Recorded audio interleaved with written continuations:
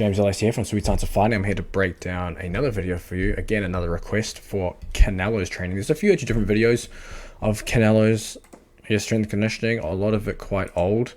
So I'm going to take you through, this one was actually a full session for the Caleb Plant fight, I think it was. So I don't know when, how far out from the fight it was, etc, etc. So again, a lot of inferences going to be made on what's happening here. And I'll kind of try and explain what they're trying to do, what I think they're trying to do, what could be done better, etc, etc. Again, a lot of this stuff at this level, it's more about getting out of their way, because it doesn't matter what Canelo is doing in this department of strength conditioning, as long as it's not making him so fatigued that he can't train, he's still one of the best boxers in the damn world. So it comes down to the fact that he's a better boxer than his opponent, not so much that he does this specific strength conditioning training. So let's dive into this a little bit. So I think it's a circuit. So started with some battle ropes into some wall balls. I'll try to skip through it so it's not stupid. You're sitting there watching the same thing over and over. Okay, battle ropes, wall balls, and just some landmine presses, I guess. Yep. Into, I guess we could modified mountain climbers. Damn, this is a big circuit. Into very light farmers walks. Okay, there and back. And oh shit, he's still got more. Into a plank. Done very poorly, but so that was seriously doing that circuit again. Oh, he's still got. Okay, hang on. I'm just trying to figure out what he's actually doing. Then jumping rope. And I'm assuming he's going to start this again. So I'm just trying to see where this ends. Okay, now he's back. Okay, so that circuit. Battle ropes into wall balls, into landmine presses, into modified mountain climbers, into farmer's walk, into plank, into jumping ropes. I think it's 7 exercises. To be honest, this is just a bunch of bullshit put together. I'm not sure. It actually makes no sense, to be honest. So this is a case, typically a case of just putting something together to do work, because there's a lot of exercises in here that you typically use to develop some other quality that you're not getting anything out of it. For example, let's take the landmine single arm punch press, or whatever you want to call it. You could either do it for developing muscle mass around the chest, shoulders, and arms. You could do it to develop pressing strength. You can use it to develop full body or even upper body power. However, done in a circuit, you develop nothing, literally nothing doing it in this circuit. It doesn't make any sense. It's too light for it to do anything. Plus, you already come into it slightly fatigued on top of that, and you're just kind of breathing hard. So that's all that does. Then you've got a farmer's walk, so light that it kind of just serves no purpose. It's just a filler. You're just walking with, what was it, like 60 kilos, if that. If you're going to do farmer's walks, it's either heavy for shorter distance or moderate for longer distances, because you're trying to develop grip strength or upper back strength or full body strength walking with that weight. For me, carries don't make it into my striking training program. So if you're in the Sweet Science Fighting Underground, none of the strikers programs have carries in them. I don't think they have value for strikers. I think they're better exercises to use to develop, for example, the grip strength of the hands and things like that, and to develop the upper back, etc. And then we had planks randomly thrown in there, but then you have mountain climbers as well, which is kind of the same thing. I'm not sure why the wall balls are in there.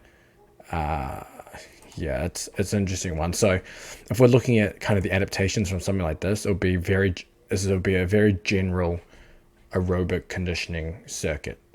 Kind of have a heart rate that kind of goes up a little bit, dips up. Very, this would be very low intensity, even though it might seem like it's hardcore. This is a very low intensity training session for someone of Canelo's fitness to get done. So where does this fit in a boxer's training program? Does this provide any value for someone at this level? I would say no, because you're getting a lot of a similar stimulus from the boxing training itself, and that hitting pads, hitting the bag, etc., are all a form of interval training or conditioning. He's doing a lot of this work already, so why stack more on top with a bunch of random exercises? And you could even go into say, he's doing wall balls, he's doing battle ropes, which is arms in front. He's doing wall balls, which is again pressing in front. He's doing landmine press, which is again pressing in front. But you're already doing a lot of boxing with your hands in front, doing a lot in front of you. So you're adding another load on top of that, doing this little circuit. And so could this time be better spent doing something else? Yes, I believe it could. I don't know how the rest of the program looks though. So again, I'm just making a lot of inferences on this one.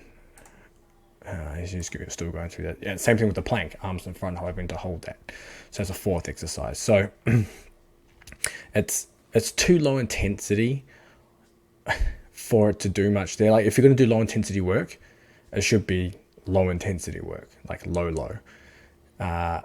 If you're going to do high intensity stuff to develop, whatever it is as part of your high intensity conditioning regime, then it should be high intensity work done with exercise selection that allows you to reach those intensities. Because doing planks and mountain climbers and random landmine punches aren't going to get you the intensity you need to hit those higher heart rates, higher breathing rates, etc., to get the adaptations that you want from that.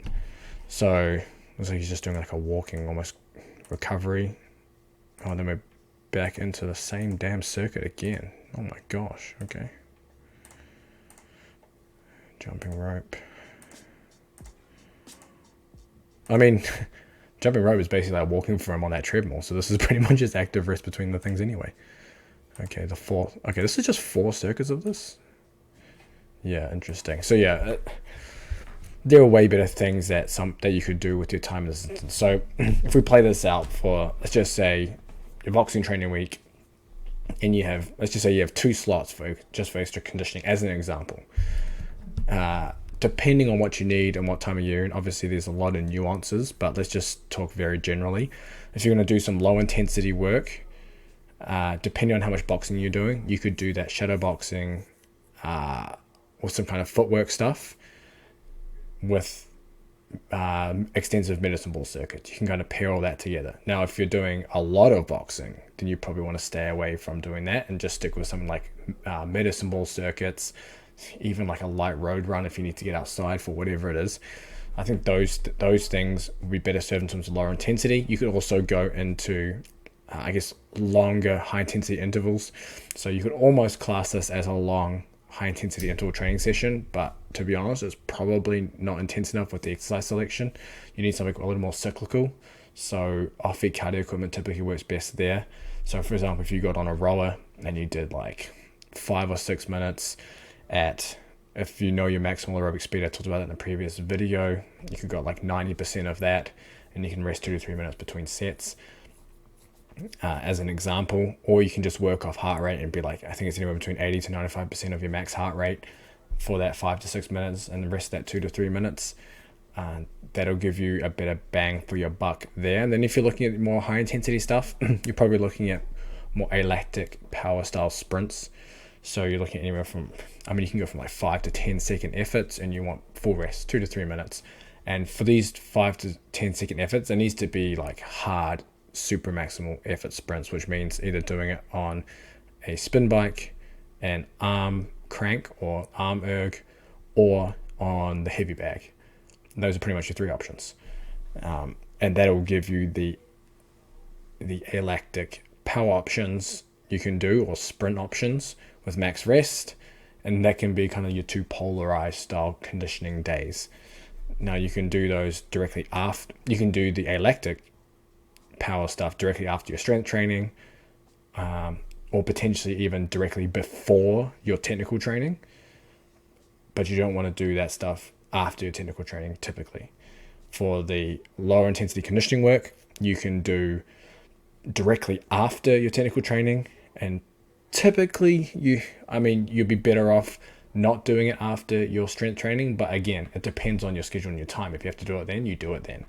Typically the alactic higher intensity stuff works better after the strength training, and then the lower intensity stuff works better after your technical training, depending again on the schedule and various other variables. But that's kind of my thoughts on this Canelo video, at least. I don't know if there's any better ones out there. If there are, throw them down in the comments. I'll break those down too for you. But I'll see you in the next video.